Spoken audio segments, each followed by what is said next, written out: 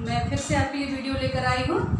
मैं आपको ये जो सेकंड चैप्टर है स्वतंत्र भारत में राजनीति का, उसका आज आखिरी भाग लेकर आई हूँ। और हम पढ़ रहे थे एक दल के प्रभुत्व का दौर, यानी 1951-52 में जब पहले आम चुनाव हुए तो उसके बाद कैसे विगत 3 दशकों जो आम चुनाव हुए उसमें कांग्रेस पार्टी जो है हावी रही, बहुमत में रही। तो उसके कुछ कारण थे, वो मैं आपसे पहले ही बता चुकी हूँ। लेकिन ऐसा नहीं है कि अन्य पार्टियां उस समय अस्तित्व में नहीं हैं। तो आओ हम अन्य पार्टियों के बारे में आज चर्चा करेंगे।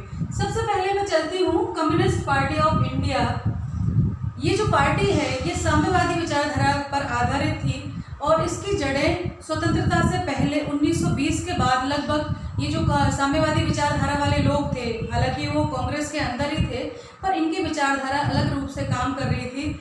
इनके दिमाग में एक अलग रणनीति चल रही थी और इनका मानना था कि जो स्वतंत्रता प्राप्ति है वो किस तरह से पानी चाहिए और स्वतंत्रता के बाद जो है वो राज्य या राष्ट्र किस प्रकार से चलना चाहिए।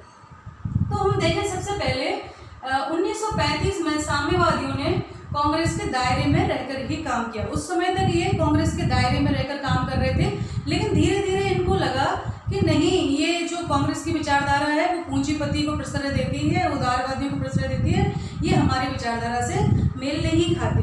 तो आगे जाकर ये 1941 में कांग्रेस से अलग हो गए। इनका मानना था 1947 के बाद जब देश आज़ाद हुआ तो इनका मानना था कि ये सच्ची आज़ादी नहीं है, ये अभी अधूरी आज़ादी मिली है, क्योंकि हर वर्ग को वो स्वतंत्रता नहीं मिली है, आर्थिक स्वतंत्रता नहीं मिली है, तो ये पूरी तरह से आज़ादी नहीं है। प्रारंभिक रूप में इन्होंने आंदोलन किया, लोगों को भड़काया और हिंसा का सहारा लिया। हालांकि चूंकि इन्हें ज़्यादा जन समर्थन प्राप्त नहीं था तो सैनिक कार्रवाई करके जो है इनका आंदोलन दबा दिया गया। फिर इन्होंने सोचा कि इस तरह से काम नहीं बनेगा, मतलब हिंसा का सहारा छोड़कर फिर ये राजनीतिक गतिविधियों में आ गए और 1951 के चुनाव में इन्होंने भाग लिया और चुनाव में अपनी सीटों पर खड़े हुए।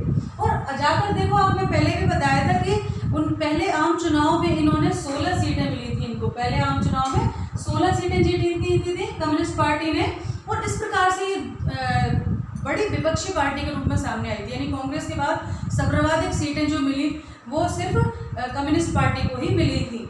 और इसका जो क्षेत्र था जहां इसको समर्थन प्राप्त था वो था आंध्र प्रदेश, पश्चिम बंगाल, बिहार, केरल आदि में इनको बहुत ज़्यादा समर्थन प्राप्त था।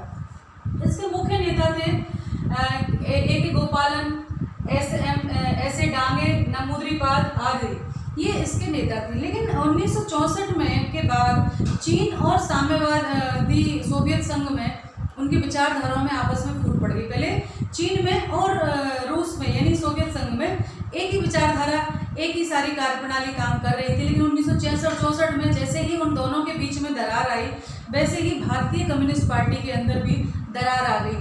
जो लोग सोवियत संघ की नीति को सही मानते थे, उसकी विचारधारा को सही मानते थे, वो भारतीय कम्युनिस्ट पार्टी में ही रहे, पुरानी वाली में। और जो उसके विरोध में थे, जिनको लगता था कि वर्तमान में सोवियत संघ की नीति ठीक नहीं है, उसमें बदलाव होना चाहिए, तो जो उसके विरोध में थे उन्होंने एक नई पार्टी गठित की CPI-M के नाम से।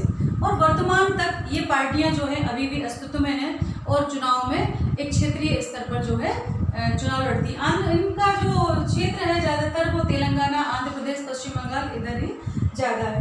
चलो, ये तो हो गई ये वाली। अगली पार्टी जो है वो है भारतीय जनसंघ। दूसरी पार्टी जो बड़ी थी उसकी, जिन्होंने विजय प्राप्त की थी 1951 के चुनाव में, वो थी भारतीय जनसंघ। भारतीय जनसंघ जो है वो अचानक नहीं उत्पन्न हुआ था, उसकी जड़ें हम स्वतंत्रता आंदोलन के समय में ही देखेंगे। और इस प्रकार से इसका गठन तो हुआ था 1951 में, भारतीय जनसंघ, ठीक है। तो ये कोई नया नहीं था। जो स्वतंत्रता आंदोलन के समय जो RSS यानी कि हमारा राष्ट्रीय स्वयंसेवक संघ जो सक्रिय था, हमें इसकी, या हिंदू महासभा जो सक्रिय थी, हमें इसकी जड़ें वहीं पर खोजनी होंगी। ये उन्हीं की विचारधारा वाला वही सब सदस्य सारे थे जिन्होंने आगे चलकर जनसंघ का निर्माण किया। तो इसका निर्माण कब हुआ? 1951 में, है ना। और इसके प्रमुख संस्थापक कौन थे? संस्थापक थे 1951 में गठन, ठीक है। 1951 संस्थापक थे श्यामा प्रसाद मुखर्जी। ये कांग्रेस के ही नेता थे, है ना, पहले कांग्रेस उसमें ही आंदोलन में शामिल थे। श्यामा प्रसाद मुखर्जी, है ना, ये इसके संस्थापक सदस्य थे। और इनका मानना था, ये जो विचारधारा वाली पार्टी थी, इनका मानना था कि भारतीय जो संस्कृति है, भारतीय जो सभ्यता है, सारे विकास की जड़ उसके अंतर्गत ही है। यानी हमें अगर विकास करना है, हमें आधुनिकीकरण में आगे बढ़ना है, तो भारतीय सभ्यता और संस्कृति को साथ लेकर ही चलना होगा। और ये जो अल्पसंख्यकों को जो वरीयता दी गई थी, बहुत सारे काम किए गए थे, इसके अगेंस्ट में थे। इनका मानना था ये भारत और पाकिस्तान को एक फिर से मिलाकर एक अखंड भारत का निर्माण करना चाहते थे। तो ये सारी इनकी विचारधारा थी, ठीक है। तो सबसे पहले हम देखें इनकी विचारधारा कार्यक्रम क्या थे। एक देश और एक संस्कृति एक राष्ट्र, उनकी विचारधारा क्या थी। विचारधारा थी एक देश, एक संस्कृति,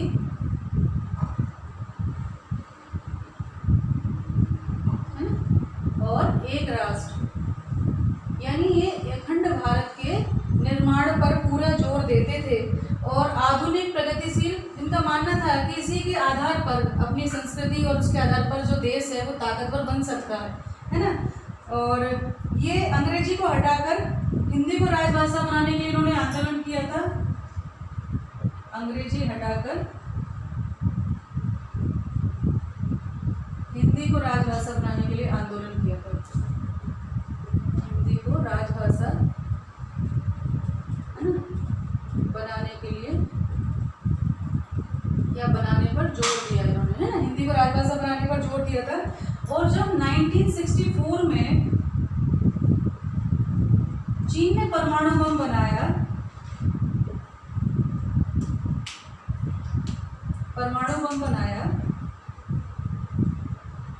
परमाणु परीक्षण किया,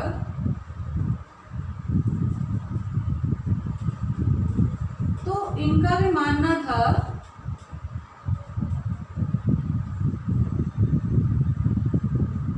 कि भारत को भी परमाणु ताकतवर बनना चाहिए, भारत को भी परमाणु क्षमता संपन्न होना चाहिए,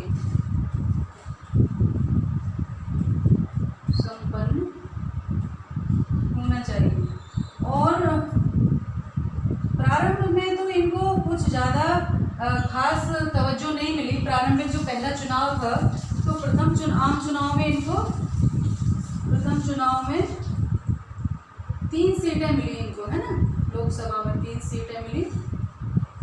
और 1957 के चुनाव में 1957 में इनको 4 सीटें मिली, है ना, लोकसभा में 4 सीटें मिली। और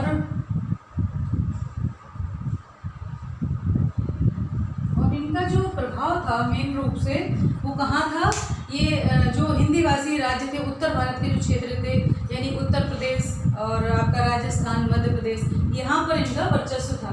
जो वर्तमान की भारतीय जनता पार्टी है, उसके बीच उसके अंश हम इस जनसंघ में देखते हैं, क्योंकि वही आगे चलकर भारतीय जनता पार्टी के रूप में एक नई पार्टी गठन उन्होंने किया था, ठीक है। इसके अलावा एक और पार्टी है, वो है स्वतंत्र पार्टी।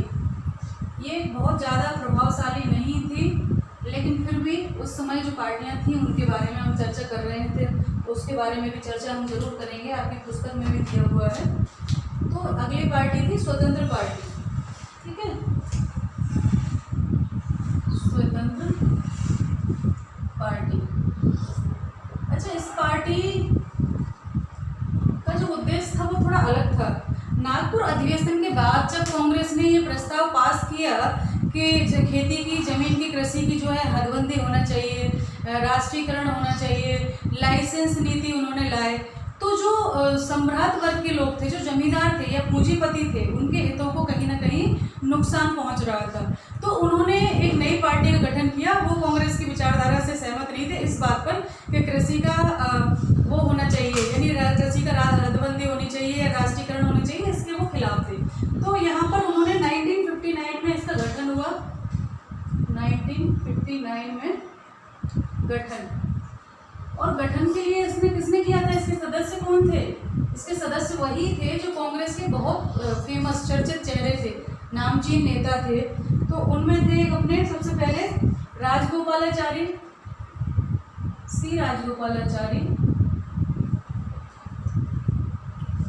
यानी प्रमुख नेता थे ये संविधान निर्माण में और सभी चीज़ों में इनका बहुत योगदान था और उन्होंने ये पार्टी बनाई। राजगोपालाचारी और के.एम. मुंशी, के.एम. मुंशी, और उसके अलावा एक और थे, वो थे एन.जी. रंगा और मीनू मसानी।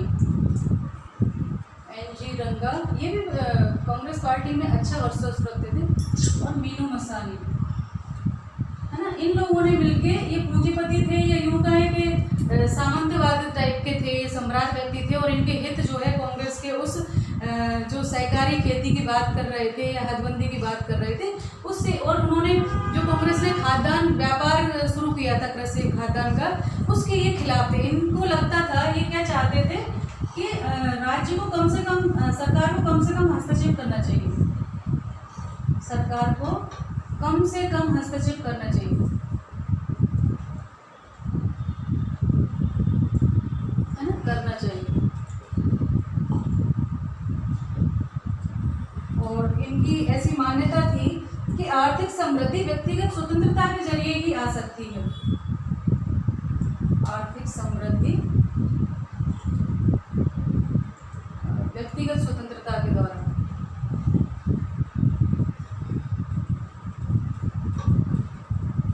स्वतंत्रता के जरिए आ सकती है ना, आ सकती है। और ये जो है ये गुटनिरपेक्षता के भी खिलाफ थे,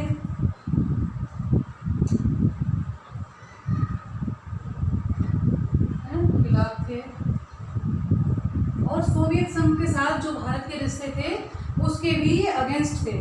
और चूंकि इनको बहुत ज़्यादा समर्थन प्राप्त नहीं था, क्योंकि इनका जो कैडर था वो कुछ पूंजीपति लोग थे, यानी राजे, पुराने जो राजे महाराजे थे या सामंतवादी जो लोग थे, वो सब इसके अंतर्गत, क्योंकि उनके हित टकरा रहे थे। वो जो खाद्यान्न व्यापार या कृषि की हदबंदी चकबंदी जो शुरू हुई थी, सहकारी खेती की बातें जो की थी, उसके ये खिलाफ थे। तो क्योंकि इनके हित टकरा रहे थे, भाई इनका नुकसान हो रहा था, इनकी जमीनें जा रही थी, है ना, तो इसलिए इन्होंने कहा कि भाई सरकार को जो है कम से कम, राज्य को कम से कम हस्तक्षेप करना चाहिए, और आर्थिक समृद्धि सरकार ने ठेका नहीं लिया हुआ है, आर्थिक समृद्धि व्यक्तिगत स्वतंत्रता से जो जितना करेगा वो समृद्ध हो जाएगा, ऐसी विचारधारा वाले थे। तो ये पार्टियां जो हैं उस समय, हालांकि इनको बहुत ज़्यादा कुछ समर्थन नहीं मिला, कोई सीट भी उस समय नहीं मिली थी, और आगे चल के इसका अस्तित्व खत्म हो गया। तो ये हमारा चैप्टर यहाँ खत्म होता है। मैंने एक दल के प्रभुत्व में कांग्रेस का पूरा बताया आपको, और उसके बाद ये जो 3 पार्टियां थी उनके बारे में आपको बताया।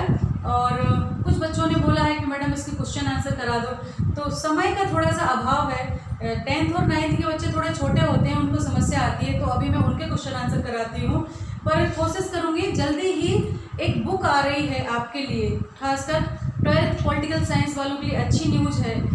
मेरी बुक लगभग कंप्लीट है, और फर्स्ट जो पार्ट है उसका समकालीन विश्व में राजनीति वाला, वो आपको अक्टूबर माह में उपलब्ध हो जाएगा। आप सारे जो चैप्टर हैं उसके प्रश्न उत्तर मैंने उसको इस प्रकार से बनाया है कि संक्षिप्त का है, यानी जो पूरा चैप्टर है उसका सार दिया है, आपको समझाने की कोशिश की है सरल भाषा में, और उसके कुछ क्वेश्चन आंसर सारे के सारे उत्तर सहित आपको उपलब्ध होंगे। तो वो काफ़ी दिनों से, मई जून से मेरा काम चल रहा था, और लगभग तैयार हो गई है और आपके पास जल्दी ही पहुंचेगी। तो मुझे नहीं लगता कि यहाँ पर क्वेश्चन आंसर अभी कराने चाहिए, क्योंकि आप लोग बड़े क्लास के बच्चे हैं, स्वयं ही कर लेंगे, और वो किताब आपको उपलब्ध हो ही जाएगी। उसके बाद भी जब ज़रूरत पड़ेगी तो फिर मैं उपलब्ध हूँ, पूरे साल हम साथ में रहेंगे, और फिर जब एक बार पूरा सिलेबस कंप्लीट हो जाएगा फिर सभी चैप्टर्स के क्वेश्चन आंसर भी आपको जरूर कराऊंगी। तो ध्यान रखें, पढ़ाई करते रहें। इस चैप्टर के साथ ये समाप्त हो रहा है, तो डिस्क्रिप्शन में आपको टेस्ट पेपर भी मिलेगा, आप टेस्ट पेपर जरूर सबमिट करें। और मैंने जैसा कि पहले भी बताया कि सारे पार्ट पेपर, टेस्ट पेपर करने के लिए आपको 3 पार्ट देखने पड़ेंगे चैप्टर के, है ना, पहले के सारे, क्योंकि बीच से आप नहीं कर सकते कि आखिरी का पार्ट देखकर आप टेस्ट पेपर, क्योंकि टेस्ट पेपर पूरे उसमें से चैप्टर में से बनाया जाता है। तो पहले की भी दोनों वीडियो अगर नहीं देखी है तो देख लें, और चैनल को सब्सक्राइब कर लें, जिससे जब भी आपके पास नई वीडियो डलती है तो आपको ऑटोमेटिकली पहुंच जाएगी। कई बार मैं लिंक शेयर नहीं कर पाती हूँ, आपके टीचर्स नहीं कर पाते हैं, किसी कारण बस नहीं पहुँच पाती है, तो वो छूट जाता है आपका वो पार्ट। तो आप जो है उसको सब्सक्राइब कर लेंगे, तो जैसे ही कोई नई वीडियो डलेगी आपसे रिलेटेड मैसेज पढ़ाई करते रहिए। मैं आपके साथ हूँ। नमस्ते सभी को।